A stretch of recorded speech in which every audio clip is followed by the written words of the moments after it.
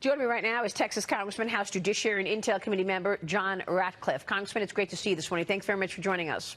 You bet, Maria. You've been terrific. We've been watching you for the last couple of weeks in terms of the Intel Committee and Judiciary in those impeachment hearings. I'm going to get to that in a moment, but first, give me your reaction to the IG report. Well, the findings don't match the conclusions. The findings in here are literally an indictment. They find clear, as the Attorney General said, clear FISA abuse, that the FISA court was repeatedly, systematically misled with false statements, misrepresentations, the failure to turn over exculpatory evidence. And really, that's what the Inspector General was supposed to look at, and he did. And I think those findings really are an indictment of Jim Comey's FBI and the leadership there throughout this process. Unfortunately, the headlines focus on the conclusion that he made about the origins of the Trump-Russia investigation, where he said, you know, it was properly predicated and came to that conclusion. I do think it's interesting that immediately we heard from John Durham, who has broader jurisdiction, meaning he has greater ability to reach those conclusions, and said, look, we told the Inspector General there's more there than you're aware of, and our conclusions are going to be different with respect to predication. So unfortunately, I think the headlines really haven't underscored the facts that are contained in the Inspector General's report, which are FISA abuse was very clear, and that this was a clear validation of, as you said earlier, the Nunes memo and an indictment of Jim Comey's leadership at the FBI throughout the FISA process. I mean, yourself, Devin Nunes, the two of you have been, for 3 years now, exposing what took place and educating the American people on what took place, where you had people in powerful positions trying to stop a duly elected president. And we thank you for that, Congressman, because you've done an incredible job in educating us. And in fact, the Attorney General said this after the IG report was out. The IG's report now makes clear that the FBI launched an intrusive investigation of a U.S. presidential campaign on the thinnest of suspicions that, in my view, were insufficient to justify the steps taken. It is also clear that from its inception, the evidence produced by the investigation was consistently exculpatory. Nevertheless, the investigation and surveillance was pushed forward for the duration of the campaign and deep into President Trump's administration.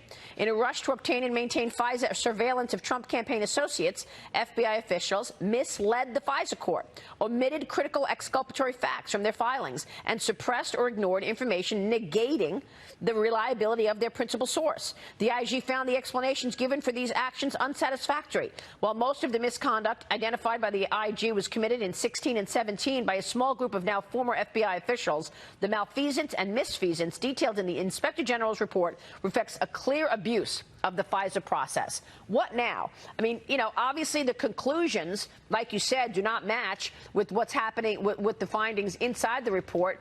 What happens now, Congressman? Well, I think that Attorney General Barr's summary there really does reflect what is in the Inspector General's report. And even if you concede the conclusion that the very low threshold to start the investigation was properly predicated, which I disagree with, the Attorney General does, and it certainly sounds like John Durham disagrees with it as well. Even if you concede that point, however, starting it is one thing. Continuing it is something else altogether different.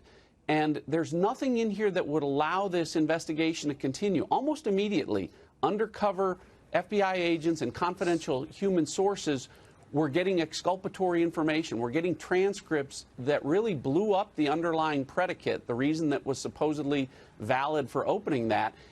And yet there was a systematic and continuous effort not to give that information to the FISA court. That was where the FISA court was misled, and that this should not have continued, even if you concede that it could have started. That's what I think John Durham is going to continue to explore. You know, one of the questions that I would have if I were Lindsey Graham tomorrow and I was talking to Michael Horowitz is, how can you say that there's no political bias here when you have one of the lawyers involved with this who doesn't like Donald Trump, and his texts reflect, he says, "Viva la resistance" when Trump gets elected, alters a document to mislead the FISA court. how is that not political bias? That would be my question for Michael Horowitz. And I think those are the types of things that John Durham is looking at as he takes a deeper, broader look into the origins of this. The president tweeted less than an hour ago, and here's what the president said. I don't know what report current director of the FBI, Christopher Wray, was reading, but it sure wasn't the one given to me. With that kind of attitude, he will never be able to fix the FBI, which is badly broken, despite having some of the greatest men and women working there. So do you think that Wray is going to be able to fix these issues? Does he keep his job? What's your reaction to the president's tweet? I was disappointed in how muted Director Wray's comments were. Sort of the, well, we're going to implement this stuff, we need to do better. Look, I was getting calls last night from my former colleagues who, some of whom are at the FBI or used to be at the FBI. They were horrified and dismayed at the findings in here. They could not believe the level and efforts of some at the FBI to continue a counterintelligence investigation against a president where there was no predicate to continue it. You know, I think one of the other things that's interesting that no one has focused on here is within 5 days, on August 4th, 5 days after this supposedly properly predicated investigation was opened by the Obama administration, 5 days later, John Brennan spoke to his Russian counterpart, the head of Russian intelligence, and said, we know what you're doing. Cut it out, knock it off. A month after that, President Obama spoke directly with Vladimir Putin and said, we know what you're doing, knock it off. So the Obama administration immediately let the Russians know that what they were up to and that there was interference in the election, but they never told the Trump campaign. They never briefed Donald Trump as the candidate. I think that's one of the issues that John Durham is looking at, and one of the reasons that there's concern here about bias as it went to how this was opened, and why he's going back and looking at some of the intelligence agency involvement in this. And John Durham, of course, his investigation is a criminal investigation. And you wouldn't have a criminal investigation if you didn't think that there was criminal activity happening. But what are you going to do about it, Congressman? I mean, look, we know how deep-rooted this has gone, and yet Jim Comey is out and about saying it's all lies, none of it is true, I'm vindicated. And then you've got Adam Schiff holding these hearings for impeachment on, again, thin evidence. You're in the minority. So what can you do in terms of making sure the public understands this farce? Well, I mean, I think that the recent impeachment proceedings underscore what we can do. American people, can make up their own minds, and they're watching literally as Republicans have both hands tied behind our back in an unfair process where someone like Adam Schiff gets to be the judge and the prosecutor, where they get to pick the witnesses, the order of the witnesses, the things witnesses are allowed to talk about. They can see how contrived this is. They can see how unfair it is.